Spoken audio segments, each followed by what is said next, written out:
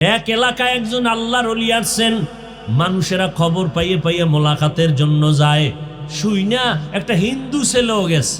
হিন্দু ছিল একটা সুদর্শন সুপুরুষ যুবক, টক টক চেহারা।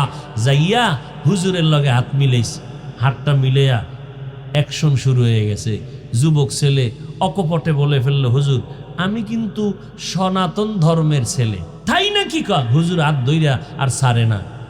এক দেনে চেহারার দিয়ে তাকাইতেছে আর হুজুরের চোখ বয়া পানি পড়তেছে। যুবক গেছে ভয় পাইয়া, আরে আমি সনাতন ধর্মের মানুষ, একটু আইসি মোহব্বতে। যুবক ভয় পেয়ে গেছে। হুজুর মুসাফা করলাম, পরিচয়টা দিলাম, আপনি কাঁদতেছেন কি বেয়াদবি করে ফেলছে? আল্লাহর ওলি কয়, না বাবা তো কাঁদেন কেন? কা আল্লাহর কুদরত দেখে কাঁদি। কি কুদরত? তোমার এত সুন্দর চেহারা, আল্লাহ যে জাহান্নামে জ্বালাইবেন, একটু কি আল্লাহর মায়া লাগবে না? কাম সারছে, হৃদয়ের মধ্যে ইনজেকশন ঢুকে গেছে। যুবকের কলিজায় নাড়া দিছে। কইল কি? হুজুর হাত ছেড়ে দিছে, যাও বাবা। মেডিসিন একটা দিয়ে দিছে, যুবক চলে গেছে। বাড়ি আসার পরে আর ঘুম নাই, খাওন নাই। হুজুর কইল কি? বালিশে মাথা লাগায় টেনশন করে। হুজুর আমাকে বলেছে, আমাকে এত সুন্দর চেহারা দিয়ে আল্লাহ বানাইছেন, জাহান্নামের আগুনে আমাকে জ্বালাইবে না। সেটা তো অনেক দূর, ওটা তো মরার পর। কিন্তু আমারে তো দুনিয়ায় মাটির উপরেই তো জ্বালায় দিবে, এটা তো আমার ধর্মের নিয়ম। তাহলে জাহান্নামের আগুনের আগে দুনিয়ার আগুনেই তো আমার সবাই জ্বালায় ফেলবে। না, আমি জ্বলতে চাই না। মনেরে বুঝাইয়া কন্ট্রোল করতে পারে না। হুজুরের এক কথায় হৃদয়টার মধ্যে নাড়া পড়লো। যুবক দৌড়াইয়া আবার আল্লাহর ওলির কাছে গেল। যাইয়া হাত ধইরা কয়, হুজুর আমি বুঝতে পেরেছি, আমার এই সুন্দর চেহারাটা আমি জাহান্নামের আগুনে জ্বালাইতে চাই না। আর জাহান্নামের আগুন অনেক পরের কথা, দুনিয়াতেই তো মরিয়া গেলাম গো, ধর্মে আগুন দিয়া জ্বালায় দেয়। আমি এই আগুনে জ্বলতে চাই না। হুজুর আমারে তওবা করায় দেন, আমি মদিনাওয়ালা নবীর আদর্শ নিয়ে চলতে চাই। হুজুর আমাকে কালেমা পড়ায় দেন। ও আল্লাহর বান্দারা, ও যুবক, তোমাদের এই উত্তরবঙ্গ এলাকার একটা ঘটনা, তাজা ঘটনা, এলাকার নাম বলবো না, শুধু ঘটনাটা বলা আমার উদ্দেশ্য। না জানি আল্লাহ কারে হেদায়েত দেয়। হেদায়েতের মালিক আমার আল্লাহ। ও যুবক বাবারা, যদি পারতাম, সুযোগ দিতাম, মুখ খুইলা বলতা, হাফিজ ভাই আমগো নিচে আইসা আপনি পাও ধরবেন, আমরা নবীর সুন্নাত আর ছাড়বন। হৃদয়টারে যদিও কথা কিন্তু করা করা কইছি, হার্ড কথা বলছি, কিন্তু আমার অন্তরটা কিন্তু হার্ড না রে বাবা। মোমের মতো নরম হৃদয় নিয়ে বসছি। যদি একটু বলতা, পায়ে হাত দিলে আর দাড়ি কাটবা না রে যুবক। তোমার পায়ে হাত দিলে তুমি আর আমার নবীরে ভুলবা না। ও যুবক, তোমার পায়ে হাত দিলে তুমি আর আমার নবীর সুন্নতের জবাই করবা না। ও আল্লাহর বান্দারা, মনটা চায় আমি তোমার কাছে আইসা বুকে লাগায় তোমার পায়ে ধরি। ও যুবক, আজকে আমিও তো তোমার মতো একটা যুবক সন্তান। আজকে আমি যদি তোমার মতো প্যান্ট শার্ট টাই লাগায় চলি, কেউ আমারে বাধা দিত না। ও যুবক বাবারা, এই টুপি মাথায় দেওয়ার কারণে মাথাটা গরম, তোমার থেকে কম বুঝি না। দাড়ি রাখার কারণে যৌবনের ভাব চলিয়া যায়, কম বুঝি না। লম্বা জামাটা গায়ে দেওয়ার কারণে শরীর আটকা আটকা লাগে, তারপরও জামা খুলি না। এই শীতের দিনে ফজরের সময় ঠান্ডা পানি দিয়া অজু বানাইয়া নামাজ পড়তে কত কষ্ট, তোমার থেকে কম বুঝি না রে বাবা। আজকে যদি আমি এত গালি শুনতেছি, এরপরও নামাজ ছাড়ি না, বেপরদায় চলি না, হালাল খাই, ও বাবা পাও দূরে দূরে তোমাদের বুঝাই, এর একমাত্র কারণ আমার মাওলার কথা সত্য, আল্লাহর কোরআনে কোনো ভুল নাই। নবীর কথায় কোনো ভুল নাই। ওই কোরআনে জান্নাতের বয়ান আছে, ওই কোরআনে জাহান্নামেরও বয়ান আছে। একটা কথা মিথ্যা না। ও বাবারা তাকায় দেখো, তোমার মতো যুবক জেনারেল লাইনে পড়ছে, জীবনে মাদ্রাসায় পড়ে নাই। তাকায় দেখো, স্কুল কলেজে পড়ে এখনো নামাজ ছাড়ে না। নাই? বিবেকটারে প্রশ্ন করো, তুমি কেন পারবা না রে বাবা?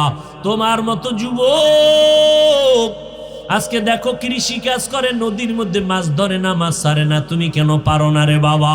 তোমার মতো যুবক সন্তান র্যাব, আর্মি, পুলিশ, বিডিআরের চাকরি করে, নামাজ ছাড়ে না, বলো বাবা তুমি কেন পারবা না? ও যুবক, তুমি একটা আদর্শ ডাক্তার হও, আমি দোয়া করে গেলাম। তুমি একজন ইঞ্জিনিয়ার হও, তুমি একজন প্রফেসর হও, তবে আমার দাবি বেয়াদব হইও না। তোমার আচরণে যেন আলেমরা কষ্ট না পায়, তোমার ব্যবহারে যেন মা বাবার অন্তরে কষ্ট না যায়, তোমার ব্যবহারে যেন মুরব্বীরা কষ্ট না পায়। এই উত্তরবঙ্গের একটা ঘটনা একজন আল্লাহর ওলির জবান থেকে আমি শুনছি। একটা সন্তান যুবক সারাদিন দুষ্টামি করিয়া সন্ধ্যাবেলা ঘরে গেছে, ঘরে যাইয়া আব্বা জানের কয়, আব্বা জান আমাকে 10,000 টাকা দাও। সন্ধ্যার টাইমে বাবাই বুঝতে পেরেছে এখন যদি আমি বাচ্চাটারে টাকা দেই 10,000, আমার সন্তান বন্ধু বান্ধব নিয়ে মদের আড্ডায় যাবে, আর ওখানে গিয়া নেশা পান করে মাতাল হয়ে যাবে। বাবায় বলে, খবরদার, আমি তোমাকে একটা টাকাও দিব না। সন্তান নিজের রাগটারে দমন করতে পারে না, বারবার বলে, আব্বা জান 10,000 টাকা দাও, 10,000 টাকা দাও, 10,000 টাকা দাও। বাবায় বলে, আমি দিবই না, দিবই না, দিবই না। সন্তান রাগকে কন্ট্রোল করতে না পাইরা এইবার বাবার টাকার মায়ায় পড়িয়া বাবার উপরে ক্ষিপ্ত হইয়া বাবার গায়ে হাত তোলা শুরু করলো, বাবার উপরে প্রহার শুরু করলো। এমন ভাবে আঘাত, বুড়া বাবা রাস্তার আওয়াজ, রাস্তার পার্শ্বে ঘর, সন্তানের আঘাতে বাবায় মাটিতে পড়ে গেল, রক্ত বের হয়ে মাটির জমিন লাল হয়ে গেল। পেছনের ঘরে আম্মা যান এই অবস্থা দেখে একটা দৌড়াইয়া সন্তানের পা জড়ায় ধরছে আর বলে, বাবা তোর বাবারে আর মারবি না, তোর পায়ে ধরে মাপ চাই, তুই বাবারে আর মারিস। মায়ের একটা লাথি মাইরা সন্তানটা এবার বের হয়ে গেল, হুন্ডা নিয়ে এবার চলতেছে বন্ধুদের আড্ডায় যাবে। মাওলার কুদরত, সন্তানটা হুন্ডা চালাইয়া যায়, ওদিকে মা আসমানের দিকে তাকায়া চিল্লায় কয়, হে মালিক, আমার সন্তানের ফিরাইয়া দিও না রে মালিক, এই সন্তানের মার আর কয়দিন খাবো, হেদায়াত থাকলে দিও, না হয় এই সন্তানের মুখ আমি মায়েরে দেখায়ও না। দরজাটা ভিতর দেয়া এমন ভাবে আটকাইছে, সন্তান যদি আইসা দরজা ভাঙ্গে তারপরও আর দরজা খুলবে না মা, এমন ভাবে আটকাইয়া দিল। বাবায় বিছানায় শুয়ে কাঁদতেছে, মাও কান্না করে, রাত্র গভীর। এদিকে আমার মাওলার কুদরত, যুবক ছেলেটা হুন্ডা নিয়ে রাস্তা দিয়া যায়, তাকায় দেখে রাস্তার পাশে এরকম প্যান্ডেলে একজন আল্লাহওয়ালা বয়ান করে মা বাবার খেদমতের উপরে। যুবক ছেলেটা হুন্ডা থামায় দাঁড়ায় দাঁড়ায় বয়ান শুনল, আল্লাহর ওলিদের বয়ান, মনে হয় যেন কঠিন, বড় আকর্ষণ অন্তরে। যুবকের হৃদয়টা চুম্বকের মতো একটা টান দিছে। যুবক দাঁড়াইয়া কিছুক্ষণ বয়ান শুই না, হুন্ডাটার মধ্যে তালা মাইরা মাঠের পিছনে বৈশা গেছে। আল্লাহর ওলি এমন বয়ান দিলেন, এক পর্যায়ে যুবক ওই পিছনে বয়া কান্না শুরু করলো। কান্না করতে করতে এক পর্যায়ে মাটিতে গড়াগড়ি খায় চিৎকার শুরু করলো। ওই যুবকের চিৎকারে পুরো ময়দানটা থরথর করে উঠল। সবাই নজর করে আসি। আল্লাহর ওলি বয়ান করার মধ্যে নজর পড়ে গেল। হুজুরে বয়ান থামায় বলে, যুবক বাবাটারে আমার সামনে নিয়ে আসো। সামনে নিয়ে আসলো। হুজুর মোনাজাত দিলেন। মোনাজাত দিয়া বিদায় দিয়া যুবকটারে আইসা ডাক দিয়া কাছে আইনা কয়, বাবা এত চিল্লায় কান্না কেন? আমি তো দেখলাম তুমি হুন্ডা থামায় এখানে আসছো, মনে হয় মারাত্মক কোনো অসুবিধা তোমার আছে। এবার যুবক হুজুরের পা জড়ায় কয়, হুজুর আমারে আল্লাহ মাফ করবে নি। এই দুনিয়ায় বোধহয় আমার মতো খারাপ কোনো সন্তান নাই। বলে, বাবা কি করেছো? বলে, আমি আমার বাবার গায়ে হাত তুলেছি, আমি আমার মায়ের গায়ে হাত তুলেছি। আমার জাহান্নাম ছাড়া উপায় নাই। হুজুর আমার উপায় কি হবে? একটু তওবা করাইয়া দেন। আমি আর জীবনে বুঝি মাপ পাবো না রে হুজুর। আল্লাহর ওলি বলে, বাবা তুমি মাওলার কাছে খাঁটিভাবে ক্ষমা চাও, কান্না করো, আর তোমার মা বাবার পাও জড়াইয়া ধরো। মা বাবায় যদি মাফ করিয়া দেয় আমার মাওলার আরশ খুশি হয়ে যাবে। মা বাবায় খুশি হয়ে গেলে আল্লাহ খুশি। এবার হুজুরে দোয়া টোয়া করে দিলেন। রাতের গভীরে যুবক ছেলেটা বাড়িতে রওয়ানা। দরওয়াজার কিনারায় গভীর রাত। ডাক দিয়া কয়, মা আমি দরজার সামনে হাজির, দরজাটা খুলে দাও রে মা। মা কোনো ডাকের সাড়া দেয় না, জবাব দেয় না।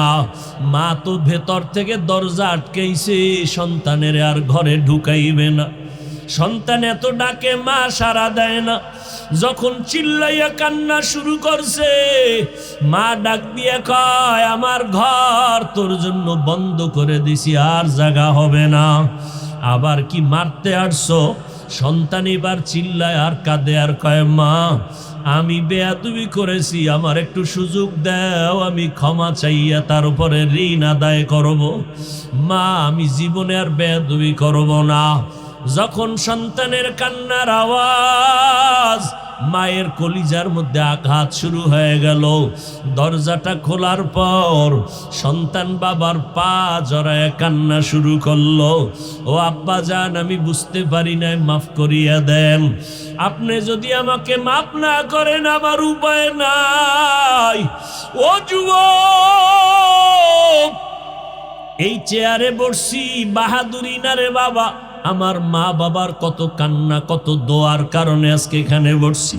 ও বাবারা, তোমরা যারা আজকে এখানে আসো, মা বাবার দোয়া কান্না ছাড়া কিন্তু কেউ পরীক্ষায় পাশ করতে পারো নাই। মা বাবার চোখের পানি দোয়ার কারণে আজকে টাকার মালিক হয়ে গেছো। মা বাবার চোখের পানি আর দোয়ার কারণে আজকে বাড়ি গাড়ির মালিক, সম্মানের চেয়ারের মালিক। আজকে ওই মা বাবা যার দুনিয়ায় নাই, সাদা কাপড়ের প্যাকেট বানায় কবরে রাখছো। ওই বাবা এমন একটা রাত নাই টেলিফোন করে খবর নেয় নাই। আজকে ওই মা বাবারই কবরে রাইখা কেমনে ঘুমাও রে সন্তান? এত নিষ্ঠুর কেন হইছো? ওই মা বাবার জন্য কি এক ফোঁটা চোখের পানি ছাড়তে পারবা না? ওই মা বাবার ঋণ আদায় করা সম্ভব না রে বাবা। ওই মা বাবা গোপনে কত কান্না করে তোমার আমার জন্য দোয়া করে গেছেন। ওই মা বাবায় যদি মানুষ না বানাইতেন, মানুষ হইতে পারতাম না। ও যুবক বাবারা, এই অল্প বয়সে কে না জানি মায়েরে কষ্ট দিয়া কাঁদাইছো, কত বাজে কথা বলছো, মা জানি কষ্ট পাইয়ে গোপনে কান্না করেছে। একজন আল্লাহর বান্দি স্বামীর সাথে রাতের বেলা বিছানায় শুয়া শুয়া কাঁদতেছে। স্বামী বলে, বিবি কেন কাঁদো? বলে, আমার মনে কষ্ট। কি কষ্ট? বলে, একটা সপ্তাহ হয়ে গেল আমার সন্তান আমাকে মা বলিয়া ডাক দেয় না। কেন? বলে একদিন একটা অন্যায় করছে, আমি রাগ করছি। সন্তান ওই রাগে অভিমান কইরা এখন আর আমারে ডাকে না, ঘরে আইসা খানা খায়া চুপচাপ নেমে যায়, আমার দিকে তাকায় না, মা বলে না। স্বামী বলে বিবি একটু ধৈর্য ধারণ করো, একদিন দুদিন একটু দেরি করো, দেখবা সন্তান ভুল বুঝতে পারিয়া কাছে আসবে। আম্মা জান কাঁদে আর কয় স্বামী বুঝাইতে পারি না, আমি যতই ঘুমানোর চেষ্টা করি আমার ঘুম আসে না, খানার প্লেটটা নিয়ে বসি আমার মুখে খানা যায় না, কারণ আমার কাছে লাগে খানার থেকে ঘুমের থেকে আমার সন্তানের মা ডাকে এত মজা। ও যখন আমাকে একবার আম্মু বলিয়া ডাক দেয় আমার কলিজা ঠান্ডা হইয়া যায়। ও যুবক, ওই মাকে জানি কারা কাঁদাইছো, বাসায় যাইয়া মাকে ডাক দিয়া ক্ষমা চাইয়া নিও।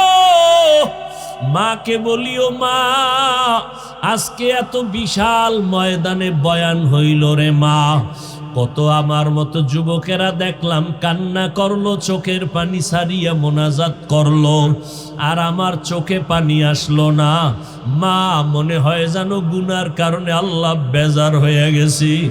মা তুমি যদি একটু মাথায় হাত দিয়া দোয়া করিয়া দেও, আল্লাহ হয়তো রহমতের দরজা খুলিয়া দিবে। ও এতিম বাবারা, আমার মায়ার নবীও বড় এতিম।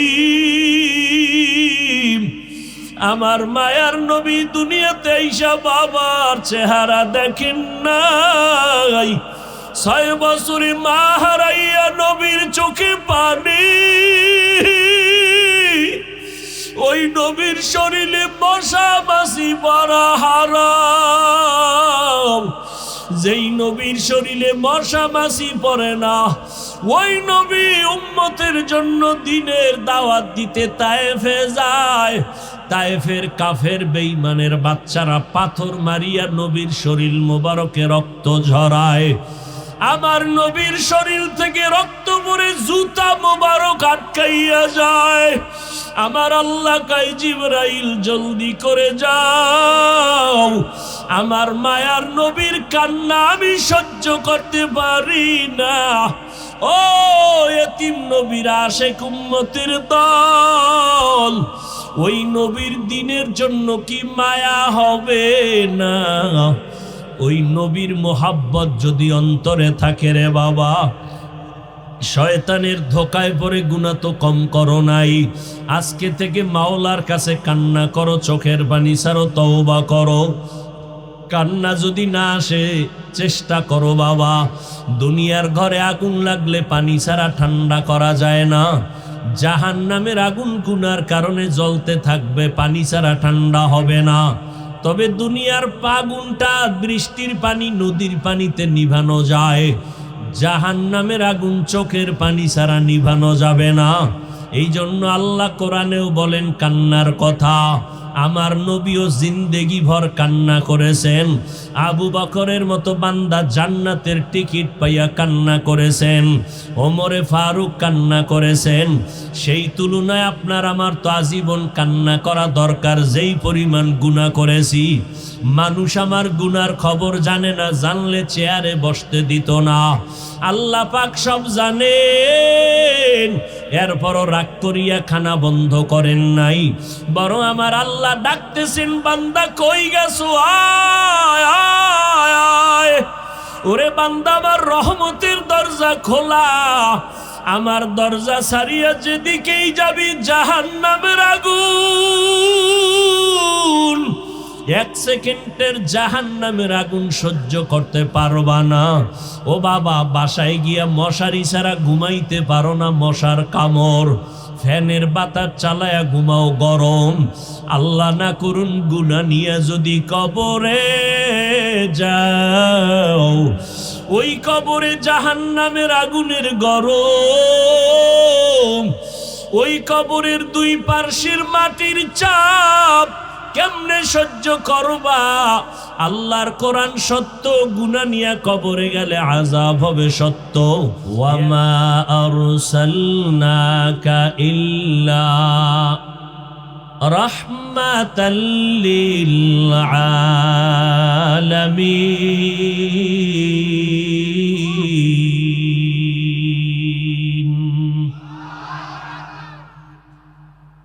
চরম এক কঠিন সময় আল্লাহ পাক আমার নবীকে পাঠাইলেন। রহমতের নবী আমার, রূহের জগতের জন্য কেমন রহমত, আলাদা আলোচনা। রহমতের নবী আমার, মায়ের গর্ভের জগতের জন্য রহমত, কবর জগতের জন্য রহমত। আমি শুধু দুনিয়ার জগতের জন্য নবী কেমন রহমত, এই বিষয়ে কিছু কথা বলবো। মায়ার নবী দুনিয়ার জমিনের জন্য কেমন রহমত। শুধু মুমিনের জন্য নবী রহমত এমন না, বেঈমানের জন্য আমার নবী রহমত। আমার নবী যেমন পুরুষের জন্য রহমত, আমার নবী তেমনি ভাবে নারীদের জন্য নবী রহমত। আমার নবী নারীদের জন্য আলাদা রহমত, পুরুষের জন্য আলাদা রহমত। আমার মায়ার নবী শুধু মানুষ তা না, আমার নবী মানুষের জন্য যেমন রহমত, জঙ্গলের প্রাণীদের জন্য আমার নবী রহমত, সমুদ্রের প্রাণীর জন্য আমার নবী রহমত, আমার নবী উড়ন্ত পাখির জন্য রহমত, আমার নবী মরা গাছের জন্য রহমত। এমন একটা সময় আমার নবী জমিনের মধ্যে আসলেন, যেই সময় মক্কার মানুষের মতো চরিত্রহীন খারাপ মানুষ জমিনের কোথাও ছিল না। এতটাই তারা খারাপ, আপন বাবা হইয়া কন্যা সন্তান আসলে সন্তানটারে বাবা নিজে পাথর চাপা দিয়া মেরে ফেলে, জবাই করে। কত খারাপ। বর্তমান দুনিয়াটাও কম খারাপ না। সোনার বাংলার ইতিহাস পড়বেন, কয়েকদিন আগে খবর কানে আসলো, দেখি না শুনছি। বাবা মেয়েটাকে হোটেলের মধ্যে ঢুকাইয়া, আপন বাবা আপন মেয়েটাকে কয়, আজকে রাতের জন্য তুই আমার কাছে স্ত্রীর মতো। আরো জোরে বলেন। এরে যুবক, রহমতের নবী এমন এক সময় মক্কা নগরীতে আসছেন, যেই সময় কন্যা পছন্দ করে না। বর্তমানেও কিছু কুলাঙ্গার আছে, কন্যা হলে মনে কষ্ট পায়, বউয়ের সাথে রাগ করে কথা বলে না। আছে না নাই? এরে আল্লাহর গোলাম, অথচ রহমতের নবী আমার,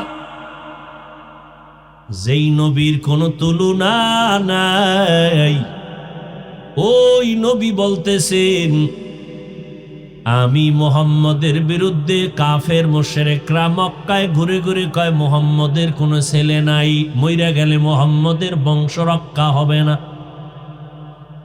অথচ তাকাইয়া দেখো, আজ আমার নবীরে যারা গালাগালি করলো ছেলে নাই বলিয়া, ওদের নাম দুনিয়ায় কেউ জানে না। আর আমার নবীর এত গুণগান, নবীর জন্য জীবন দিতে কোটি কোটি প্রাণ তৈয়ার হয়ে আছে। নবী বলেন, আমার কোনো ছেলে নাই, আমি 4 কন্যার বাবা। আমি হলাম বিশ্ব নবী, রহমতের নবী, আমার কোনো ছেলে নাই, আমি 4 কন্যার বাবা। ও কন্যার বাবা যারা আছেন, নবী সুসংবাদ দিয়া বলেন, ও কন্যার বাবারা, যদি তুমি একটা কন্যা পাও, তুমি একটা জান্নাতের মালিক। যদি তোমার 2টা কন্যা হয়, তুমি 2টা জান্নাতের মালিক। যদি তোমার 3টা কন্যা সন্তান হয়, তুমি 3টা জান্নাতের মালিক। 4টা কন্যা যদি পাও, তুমি 4টা জান্নাতের মালিক। চাইছিলাম ছেলে, আল্লাহ দিল মেয়ে। মন বড় খারাপ না রে বাবা, তাকাইয়া দেখো, একজনার 5টা ছেলে আছে, 2টা মেয়ে আছে। খবর নিয়ে দেখো মেয়ের বাবার কাছে 5টা ছেলে বাবার খবর নেয় না, মাইয়ারা বাবার কথা ভুলতে পারে না। ছেলেরা বাবারে খানা দিবে কি না দিবে কোনো গ্যারান্টি নাই, কিন্তু মেয়ে এক ফোঁটা বিন্দু রক্ত থাকতেও মা বাবাকে ফেলে দিবে না। বাবায় অসুস্থ হয়ে গেলে ছেলেরা শুইনাও কানে দেয় না, মেয়ে পাগল হয়ে যায়, পাগলের মতো দৌড়ায়। আমার বাবার কি অসুবিধা হয়ে গেল, আমার মাওলায় দেখাইতেছেন, আল্লাহ তাআলা দেখাইতেছেন। তুমি মনে করছো তোমার ছেলে হইলে লাভ হবে, না না রে বাবা, তোমার 10টা ছেলের দ্বারা যেই উপকার না হইতো, আমার মাওলা চাইলে একটা মেয়ের দ্বারাও তার থেকে বেশি উপকার করতে পারে। ওই ছেলে হয়ে লাভ কি? কয়েক মাস আগে ঢাকা বাড্ডা থানা, কোটিপতির 2 ছেলে, বড় বড় শিক্ষিত, বাবায় মরে গেছে, বাবার লাশটা জমিনে পড়ে আছে। 2 ভাই বাবার টাকা নিয়ে ঝগড়া করলো, 24 ঘন্টা দাফনও করলো না বাবারে। এমন কুলাঙ্গার সন্তান জন্ম দিয়া কি লাভ হবে? আর এই সন্তানের বাবা দাবি করলে কি লাভ হবে রে বাবা? ওই মক্কার মানুষ এতটাই যে খারাপ,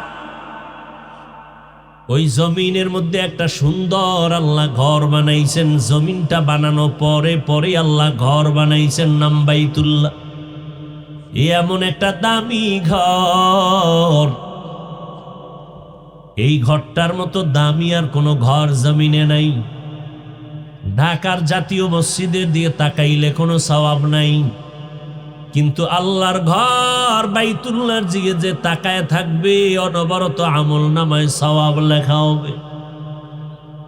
ইন্না আউওয়ালা বাইতি উযিআ লিন-নাসি লাল্লাযী বিবাক্কাতা মুবারাকাও ওয়া হুদা, মুবারাকাও ওয়া হুদাল লিল আলামিন।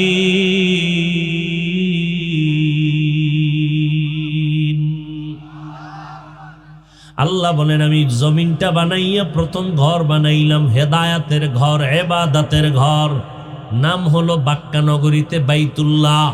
এমন এক দামি ঘর, যেই বাইতুল্লাহর এরিয়ার মধ্যে 1 রাকাত নামাজ 1 লক্ষ রাকাত নামাজের সওয়াব। যেই ঘরের দিকে তাকাইয়া থাকলে কিছু না বলবেন তারপরও সওয়াব। এমন বাইতুল্লাহ, যেই বাইতুল্লাহ হলো আল্লাহর রহমত নাজিলের সেন্টার। ওই বান্দা, এই মক্কার মানুষ এত চরিত্রহীন, ওই বাইতুল্লাহ এত দামি ঘর, এই বাইতুল্লাহর চারপাশে নারী আর পুরুষ একসাথে তওয়াফ করে, তাও উলঙ্গ হইয়া। এতটাই খারাপ ইতিহাসে পাওয়া যায়। মক্কার মতো খারাপ মানুষ জমিনের কোথাও ছিল না। এমন জায়গায় রহমতের নবীকে আল্লাহ পাঠাইলেন, মায়ার নবী। মাত্র 13 বছরের সীমানায় মক্কার মানুষগুলোকে এত দামি বানায় ফেললেন। আল্লাহ পাক জিবরাইল আমিনকে পাঠায় বলেন, যাও একটা লিস্টি দিয়া দিলাম, নবীর কাছে পৌঁছাইয়া দাও। এই লিস্টির মধ্যে যাদের নাম আছে, নবী যেন ঘোষণা করে দেয়, এই লিস্টিতে যাদের নাম, এরা বিনা হিসাবে জান্নাতি। মাত্র 13 বছরে মক্কার খারাপ মানুষগুলো স্বর্ণের মানুষ বানায় ফেলতের বাড়িও দেন নেই। আরো আশ্চর্য, নবী জীবনে একটা মিথ্যা কথা বলেন নাই। পাইবেননি 2-1 বিশ্বাস নেতা মিশা কয় না? আছে? তা ফুলের মতো পবিত্র হয় কেমনে? রহমতের নবী আমার জীবনে একটা মিথ্যা কথা বলেন নাই। আরো আশ্চর্য খবর, নবী জীবনে কোনোদিন কাউকে একটা গালি দেন নাই। হাজারো গালি নবী শুনছেন, কোনো গালির জবাব দেন নাই। আরো আশ্চর্য, রহমতের নবী আমার কোনোদিন কারো দিকে চোখ গরম করে তাকান নাই। নবীর খাদেম, অনেক বছর নবীর খেদমত করেছে। খাদেম বলতেছেন, নবীজি কোনো একটা দিন আমাকে বলে নাই এটা এমন হলো কেন। কোনোদিন বলেন নেই। নবীর আদর্শ দিয়া পুরা মক্কা স্বর্ণের মক্কা বানায় ফেললে। ওই নবী বিদায় বেলা চ্যালেঞ্জ দিয়ে গেলেন, ও উম্মতেরা, আমি নবী বিদায় হয়ে গেলাম, তোমরা যারা আমাকে খুঁজে পাইবা না, আমি দুইটা জিনিস তোমাদের জন্য রেখে গেলাম, আঁকড়াইয়া ধরো, সম্মান কমবে না। قال النبي صلى الله عليه وآله وسلم تركت فيكم أمرين لن تضلوا ما تمسكتم بهما কিতাব আল্লাহি ওয়া সুন্নাত রাসূলি। পয়গম্বর বলেন, ও উম্মতের দল, দুইটা জিনিস আঁকড়াইয়া ধরো, সম্মান কখনো যাবে না। এক নাম্বার কোরআন, দুই নাম্বারে নবীর আদর্শ সুন্নাত। ১৫০০ বছর পরে আজকে তাকাইয়া দেখেন, ইহুদি খ্রিস্টান বিধর্মীরা সব মুসলমানের দুশ্মন। ভেতরে ভেতরে কিছু মুসলমান নামদারিরাও দুশ্মনী করে। এরপরেও তাকায় দেখেন, মহামারী করোনা চলে গেল, এই করোনার ভেতরে স্কুল বন্ধ, কলেজ বন্ধ, ব্যবসা বন্ধ, চাকরি বন্ধ, আল্লাহর কোরআনের মাদ্রাসা একটাও বন্ধ হয় নাই। আর কি দেখাইবেন আল্লাহ চোখের সামনে? এই দুনিয়াতে এখনো তাকায়া দেখেন, যাদের কাছে কোরআন আছে, যাদের কাছে নবীর আদর্শ আছে, নবীর মোহাব্বত আছে, এদের মতো সম্মানে জমিনে আর কেউ নাই। এরে নবীর উম্মতের দল, ওই জমিনের মানুষগুলো কতটাই খারাপ, বিধবা নারীদের অপছন্দ করে। মায়ার নবী, রহমতের নবী, বিশ্ব নবী, কতটা পাওয়ারফুল নবী আমার। এমনিই তো নবী হিসাবে শক্তি বেশি, আবার ভরা যৌবন, বয়স 25 বছর। ওই সময় আমার নবী আরবের নারী খাদিজা রাদিয়াল্লাহু তাআলা আনহার বয়স 40। আল্লাহর নবী তাকে বিবাহের বন্ধনে আবদ্ধ করলেন। এরে পর্দার আড়ালের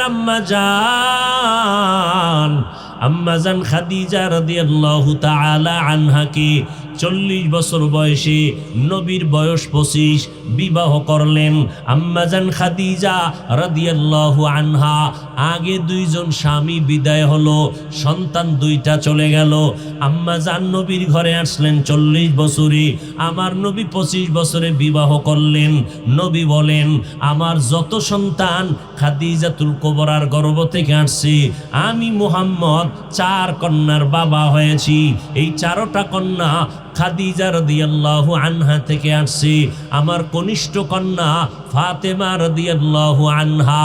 আজকে গোটা দুনিয়াতে আওলাদে রসুলের বংশ জিন্দা আছে, নবীর বংশ পুরুষের দ্বারা জিন্দা না। ফাতেমা রাদিয়াল্লাহু তাআলা আনহার মাধ্যমে আওলাদে রসুল জিন্দা, নবীর বংশ জিন্দা আছে এখনো ফাতেমা রাদিয়াল্লাহু আনহার মাধ্যমে। আল্লাহর শুকর, নবীর কলিজা ফাতেমা রাদিয়াল্লাহু আনহা, তার কলিজা ইমাম হাসান হুসাইন রাদিয়াল্লাহু আনহুমা। আল্লাহর শুকর, হাজী সাহেব নিজের নামটাও দিলে চাইলে পারতেন, নিজের নামে মসজিদ, নিজের নামে মাদ্রাসা, এগুলো না দিয়া আল্লাহর মোহাব্বতে ইমাম হাসান হুসাইন রাদিয়াল্লাহু আনহুমার নামে মাদ্রাসার নাম করেছেন। ইনশাআল্লাহ এটাই হবে দুনিয়া আখিরাতের সফলতার কারণ। ওগো নবীর উম্মতেরা,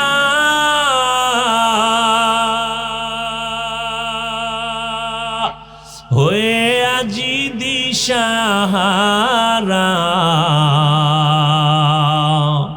কোরআন হাদিসের চলো যখন যাহা চায় মনে, নবী বিনে কে তরাবে পুলসিরাত মিজানে, নবী বিনে কে তরাবে পুলসিরাত মিজানে।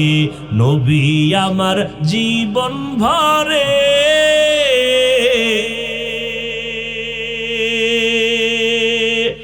দিনের লাগি কষ্ট করে, দান দান শহীদ করিলেন ওহুদেরই ময়দানে, নবী বিনে কে তারাবে পুলসিরাত মিজানে, নবী বিনে কে তারাবে পুলসিরাত মিজানে। ও নবীর আশিক উম্মতের দল, আল্লাহ পাক রব্বুল আলামিন আমার নবীর মাধ্যমে জমিনের মধ্যে রহমতের বাড়িধারা বহন করায় দিলেন। আমার নবীর কারণে আজ আমাদের কপাল খুলে গেল। যদিও নবী নাই, নবীর উম্মত হওয়ার কারণে হাজারো অন্যায় করিয়াও আমরা পার পেয়ে যাইতেছি। ও নবীর আশিক উম্মতের দল, নবীর মাধ্যমে আল্লাহ বিধবা নারীর সম্মান বাড়ায় দিলেন। নবীর মাধ্যমে কন্যা সন্তানদের মর্যাদা আল্লাহ বাড়ায় দিলেন।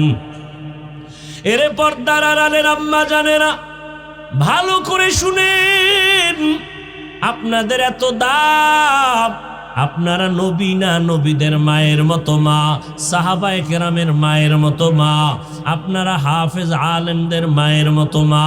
এরে আম্মা জানেরা, আপনারা ফাতেমা রাদিয়াল্লাহু আনহার মতো নারী, খাদিজা রাদিয়াল্লাহু আনহার মতো নারী, আপনারা আয়েশা রাদিয়াল্লাহু আনহার মতো দামি নারী, ইসমাঈল নবীর মা হাজেরা আলাইহিস সালামের মতো দামি নারী, আপনারা ঈসা নবীর মা মারিয়াম আলাইহিস সালামের মতো দামি নারী। এরে আম্মা জান, আপনাদের অবদানের কারণে এই জমিনের মধ্যে দামি দামি সন্তান আসছে। আখেরাতের লাইনে বলেন আর দুনিয়ার লাইনে বলেন, মায়ের অবদানের কারণে সন্তান ভালো, চেয়ারম্যানের ব্যবহার ভালো, এসপি সাহেবের ব্যবহার ভালো, ডিসি সাহেবের ব্যবহার ভালো। খোদার কসম, এগুলো তাদের ব্যক্তিগত বাহাদুরি না, একমাত্র মায়ের দোয়া, মায়ের অবদান। মদিনাতুল মুনাওয়ারা থেকে ভারতের জমিনে একজন আল্লাহর ওলি আসলেন, খাজা মুঈনুদ্দিন চিশতি আজমিরি রহমাতুল্লাহ আলাই। ভারতের দাঁড়ে দাঁড়ে ঘুরলেন, বিধর্মীদের কাছে কালেমার দাওয়াত দিলেন। লক্ষ লক্ষ বিধর্মী কালেমা পড়েছেন খাজা মুঈনুদ্দিন চিশতি আজমিরি রহমাতুল্লাহ আলাইহির হাতে। আজ বিধর্মীরা পর্যন্ত ওই খাজা মুঈনুদ্দিনের নাম শ্রদ্ধার সাথে বরণ করে নেয়। ও পর্দার আড়ালের আম্মা জানেরা, ভালো করে শুনে নেন, কিয়ামতের ময়দানে নারীদের অবদান হবে সব থেকে বেশি। আল্লাহ যদি কোটি কোটি কোটি মানুষের সামনে আল্লাহ যদি জিজ্ঞাসা করে, ও হাসরের মানুষ, আজকে কই ব্যক্তিকে আমি দেখতে চাই, প্রথম কে আমার নবীর হাতে হাতটা লাগাইয়া কালেমা গ্রহণ করেছো, প্রথম আমার মুহাব্বতের নবী, ওই নবীর সাথে কালেমা কে পড়েছো, প্রথম যে পড়ছো দাঁড়াও। আল্লাহর কসম করে বলি, ও বৃহত্তর সিরাজগঞ্জের মানুষেরা, একজন পুরুষও দাঁড়াইবার সাহস হবে না। একজন নারী হাসরের ময়দানে দাঁড়ায় বলবেন, ও দয়ার মালিক, আমি একজন নারী, তোমার নবীর হাতে প্রথম কালেমা গ্রহণ করেছি, আমি ভিন্ন কোনো নারী না, আমি নারী রহমতের নবীর বিবি খাদিজা। নারীদের এত সম্মান নবীর রহমতের নবীর কারণে। হাসরের ময়দানে আল্লাহ যদি জিজ্ঞাসা করে, আমার নবীর সাথে দিন জিন্দা রাখার জন্য প্রথমে কে গলা কাইটা রক্ত বিলাইছো, জমিনে শহীদ হয়েছো, একজন পুরুষও দাঁড়াবার ক্ষমতা হবে না।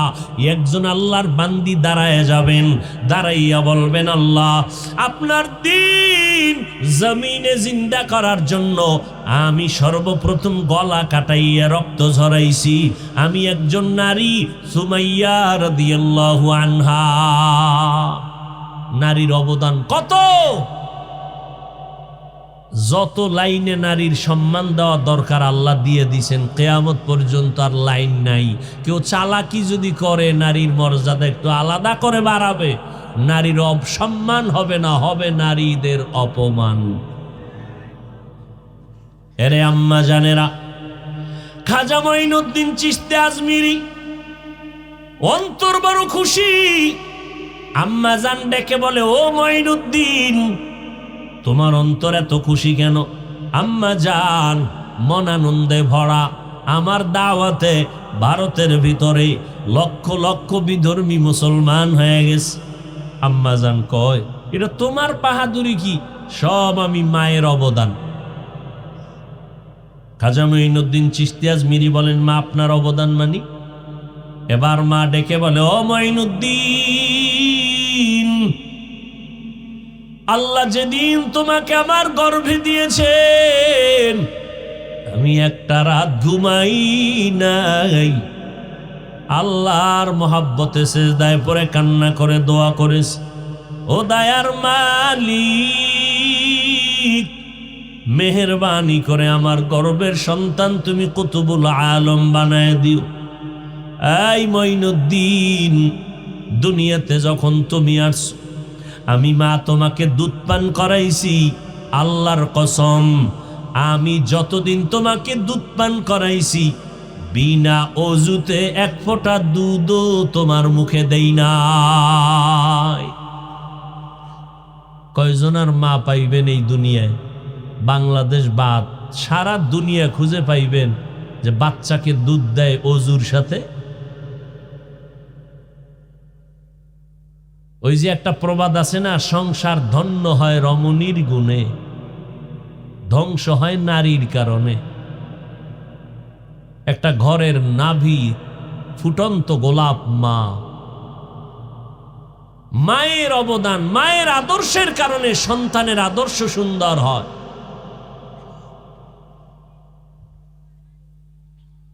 নবীর একজন সাহাবী,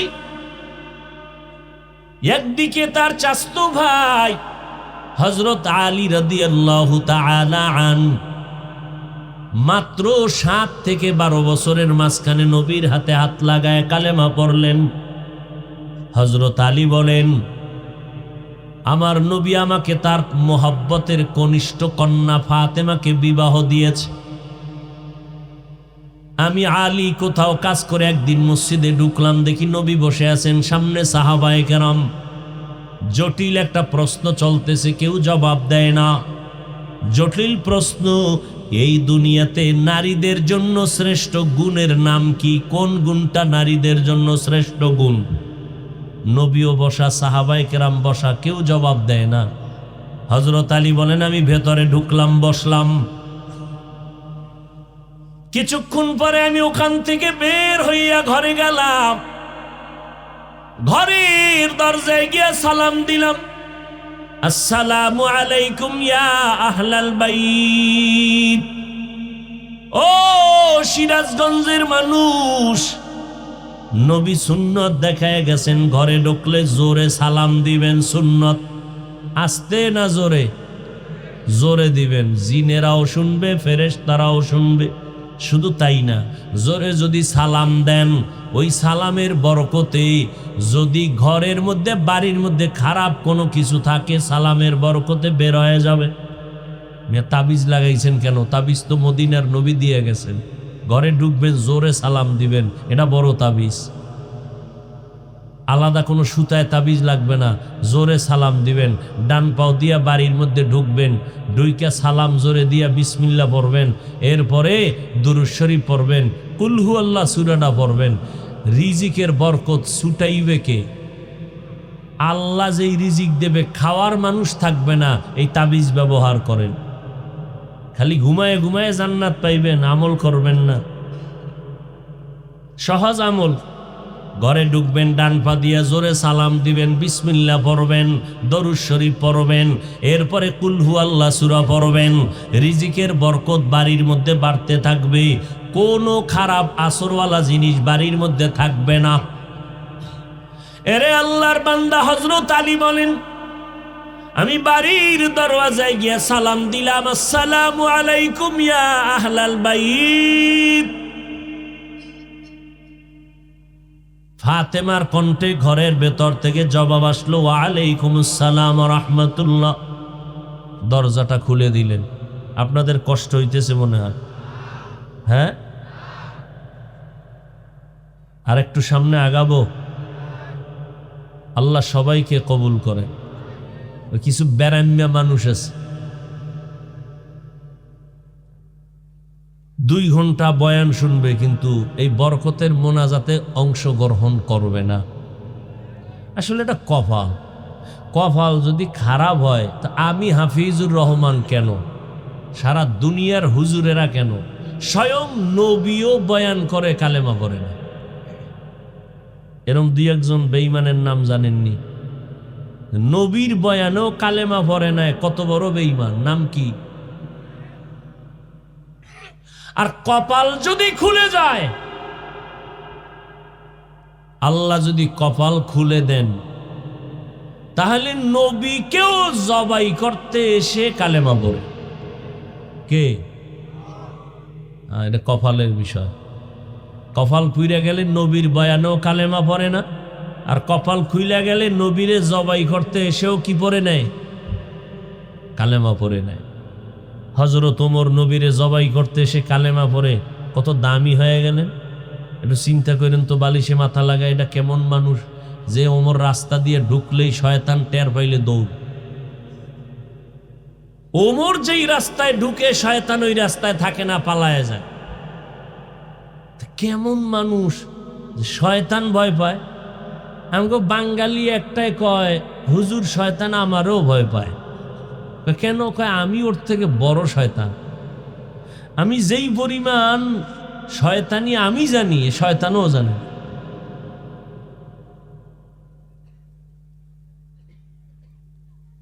সেই ওমরের দাম কত? নবী বলেন, আকাশে তাকায় দেখো অগণিত তারকা, আমার ওমরের দিকে তাকায় দেখবা তার অগণিত নেক আমল। নবী বলেন, আমি মুহাম্মদের পরে নতুন যদি আল্লাহ কাউকে নবী বানাইতেন, ওমরকে বানাইতেন। লাউ কানা বাদি নবিয়্যুন লাকানা ওমর।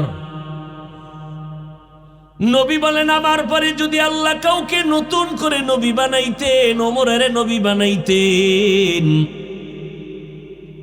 সেই ওমরের এত দাম। আমার আল্লাহ কোরআনে আয়াত নাজিল করেছেন। আয়াত নাজিল করে কয়, নবীজি ওমরের মত আমি মেনে নিলাম, আপনিও মেনে নেন। আয়াত নাজিল করে নবীরে জানায় দিলেন ওমরের এত দাম যে আল্লাহ তার মতে একমত হইয়া কোরআনে আয়াত নাজিল করছে। হযরত আলী বলেন, আমি ঘরে ঢুকলাম, সালাম দিলাম, ফাতেমা দরজা খুলে দিলেন। দেখলাম হাতের মধ্যে কাজ সব বন্ধ। ঘরের মধ্যে এখন স্বামী আসছে, কোনো কাজ চলবে না। এখন স্বামীর খেদমত হলো সুন্নত। আর আমগো আম্মাজানেরা কি করে? স্বামী এতক্ষণ হইয়া আসিল ঘরের ভিতরে, যে স্বামী আইছে একটু এবার কাজকর্ম শুরু করছে, স্বামীর খেদমত নাই, সালাম তো নাই। ওই এক গ্লাস পানি চাইলে কয় নিয়ে লাও। চৌধুরী বংশের মাইয়া তো, এরে অর্ডার দেওয়া জায়েজ নেই। আর যদি যৌতুক নিয়ে বিয়ে করে তা তো উপায় নেই। আলহামদুলিল্লাহ আপনাদের এই অঞ্চলে এই মহামারী নাই, আছে? হায় হায়, বিয়ার আগেই কয় বিদেশে যাওয়ার ভিসাটা লাগবে। কেমন ইতর যে শ্বশুর বাড়িতে ভিসা লইব বিদেশ যাওয়ার।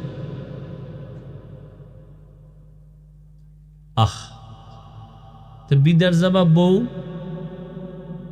কয় আমার ছোট ভাই আছে পাহারা দিব। কি আল্লাহ হেদায়াত দান করুক। ওই যে একটু আগে কইছি না, যেই আকাম চলে এই জমিনে, মোহাম্মদের উম্মত না হইলে টের পাইতেন, ঘুমের তুইটা দেখতেন চেহারাটা শুকর বানরের মতো হয়ে গেছে। শুধু শ্রেষ্ঠ নবীর উম্মত হওয়ার কারণে আল্লাহ ইজ্জত নষ্ট করেন না, নবীজির মোহব্বতে। ফাতেমা রাদিয়াল্লাহু তাআলা আনহা দরজা খুলে দিলেন, স্বামী ঘরে আসছেন। হালপুরসি জিজ্ঞাসা করেন, কোথা থেকে আসলেন? রহমতের নবীর দরবার থেকে। আব্বাজান কেমন আছেন? আলহামদুলিল্লাহ, কিন্তু একটু পেরেশান দেখলাম। ফাতেমা রাদিয়াল্লাহু আনহা বলেন, আব্বাজানের কি পেরেশান? কয়েকটা প্রশ্ন চলতেছে, দুনিয়াতে নারীদের গুণ কি, শ্রেষ্ঠ গুণ কি নারীদের? কেউ জবাব দেয় না। আমি এটা শুইনা চলে আসলাম। ফাতেমা, তুমি পারবানি? ফাতেমা রাদিয়াল্লাহু আনহা বলেন, স্বামী আমার রহমতের নবীর কাছে যাবেন, আব্বাজানের কাছে আমার সালাম দিবেন, আর জবাবটাও শুনায় দিবেন। দুনিয়াতে নারীদের জন্য শ্রেষ্ঠ গুণ হলো বেগানার নজর থেকে নিজেকে বাঁচাইয়া রাখা। হযরত আলী দৌড় নবীজির দরবারে, হাঁপাচ্ছেন, ঘাম। নবী বলেন, এই আপনি একটু আগে গেলেন, আবার দৌড়ে আসলেন, কোথায় গেছিলেন? কয়, ঘরের থেকে আসছি। তাই আমার কলিজার টুকরা ফাতেমা কেমন আছে? আলহামদুলিল্লাহ, ভালো আছে। নবী জবাব পেয়েছেন না, আপনার ফাতেমা জবাব দিয়েছেন। তাই বলে, হ্যাঁ। কি জবাব দিছেন? হযরত আলী বলেন, ইয়া রাসূলুল্লাহ। ফাতেমা রাদিয়াল্লাহু আনহা জবাব দিলেন, নারীদের জন্য শ্রেষ্ঠ গুণ হলো বেগানার নজর থেকে নিজেকে বাঁচাইয়া রাখা। নবী বলেন, আমার কলিজা তো আমার কলিজা ফাতেমা ছাড়া এই জবাব আর কে দিবে? আমি দোয়া করি ফাতেমার জন্য। নবী এমন দোয়া দিলেন যে ফাতেমার মাধ্যমেই বর্তমান দুনিয়াতে রসুলের বংশ এখনো জিন্দা আছে। আওলাদে রসুল শুনেন না নাম? আওলাদে রসুল, এই আওলাদে রসুল সব ফাতেমা রাদিয়াল্লাহু আনহার বংশ থেকে, তার মাধ্যমে। এরে পর্দার আড়ালের আম্মা জানেরা, ও যুবক, আমি যে এতক্ষণ চিল্লাইয়া তোমার পায়ে ধরে বিনয়ের সাথে কথা বলতেছি, দুনিয়ার সব ডাক্তারের একমত, কথা বলার মতো কষ্টের আর কোনো কাজ জমিনের মধ্যে নাই। এরপরও বাবা এত কষ্ট করে বিনয়ের সাথে কথা বলি, একবারও কিন্তু বলি নাই বাধ্য করে যে আলেম হওয়া লাগবে, মাদ্রাসা আসতে হবে, স্কুল ছেড়ে দাও, বলি নাই রে বাবা। ও যুবক বাবা, আজকে তোমার মতো যুবকের দ্বারা কত আশা, কলিজা ভরা আশা। তোমার একটা যুবকের মধ্যে এত গুণ আল্লাহ দিছেন, গোটা দুনিয়াটাকে নিয়ন্ত্রণ করার মতো গুণ আল্লাহ তোমার মধ্যে রাখছেন, তুমি ব্যবহার করো না। ইহুদি বেঈমানেরা যদি দুনিয়া কন্ট্রোল করতে পারে, তুমি আমার নবীর শ্রেষ্ঠ উম্মত কেন পারবা না? তোমার মধ্যে সে মেধা আছে, তুমি কাজে লাগাও না, বরং দরওয়াজা জানালা বন্ধ করে সারাটা রাত মোবাইল নিয়ে কবিরা গুনাহ করে করে কাটাইয়া নিজের চেহারাটা নষ্ট করে ফেললারে বাবা। তোমার কিডনি নষ্ট, হার্ট দুর্বল, তোমার চোখের পাওয়ার দুর্বল, তোমার ব্রেন দুর্বল। ও যুবক বাবারা, মনে মনে কষ্ট নিও না। এই দুনিয়ায় যাদেরকে আপন মনে করো, কেউ কিন্তু তোমার আপন না, সব দুশ্মন। স্বার্থে আঘাত লাগলে মোবাইল বন্ধ, কথাবার্তা নাই। আর ওলামায়ে কেরাম যতই গালি দেও, তোমার সামনে যাইয়া হাসি মুখে সালাম দেয়, পারলে বুকের সাথে লাগায় নেয়। এত গালি দাও, তারপরও কিন্তু আমরা কিন্তু বধির না। তোমরা যত গালি দাও আমরা শুনি। পাঁচকুল্লির বিরুদ্ধে কত কথা, চরমনের বিরুদ্ধে কত কথা, সারসিনের বিরুদ্ধে কত কথা, পীর মাশায়েখের বিরুদ্ধে কথা, তাবলিগের বিরুদ্ধে কথা, কতই না কও। আমরা কিন্তু কোনোটার জবাব দেই না, সব জানি শুনি। এরপরও সামনে এসে সালাম দেই, বুকে হাত বুক লাগাই, একমাত্র কারণ নবীর আদর্শ লালন করি। ও যুবক বাবা, এখনো সময় আছে, আমার মাওলাকে মনে মনে ডাকো, মনে মনে বলো, হে আল্লাহ, এই ময়দানে আমার মতো গুনাহগার কেউ নাই। ও আল্লাহ, আমার গুনার কারণে আমার হাত না পাক, আমার চোখ না পাক, জিহ্বা না পাক, অন্তর না পাক। আজকে তওবা করে ফেললাম, মরিয়া গেলে যাব, আর নামাজ ছাড়ব না, আর দাড়ি কাটবো না, মা বাবাকে কষ্ট দিব না, ওলামায়ে কেরামের পরামর্শ নিয়ে চলবো, নবীর সুন্নত অনুযায়ী চলবো, দেশ জাতির বিরুদ্ধে ষড়যন্ত্র করব না। তওবা করার মতো যদি অন্তর কারো তৈরি হয়, মুনাফিকি না থাকে, খাঁটি তওবার নিয়ত যাদের আছে রে বাবা, দুইটা হাত আমার আল্লাহকে দেখাইয়া দাও। আয় আল্লাহ, হাতগুলো কবুল করে নেন, তওবা কবুল করে নেন, তওবার উপরে মজবুত হইয়া চলার তৌফিক দান করেন, আমিন। আলহামদুলিল্লাহি রাব্বিল আলামিন والصلاة والسلام على سيد الأنبياء والمرسلين وعلى آله وأصحابه أجمعين يا أرحم الراحمين يا أرحم الراحمين يا أرحم الراحمين رب ارحمهما كما ربياني صغيرا اللهم إنك عفو كريم تحب العفو فاعف عنا اللهم إنا نسألك رضاك والجنة ونعوذ بك من سخطك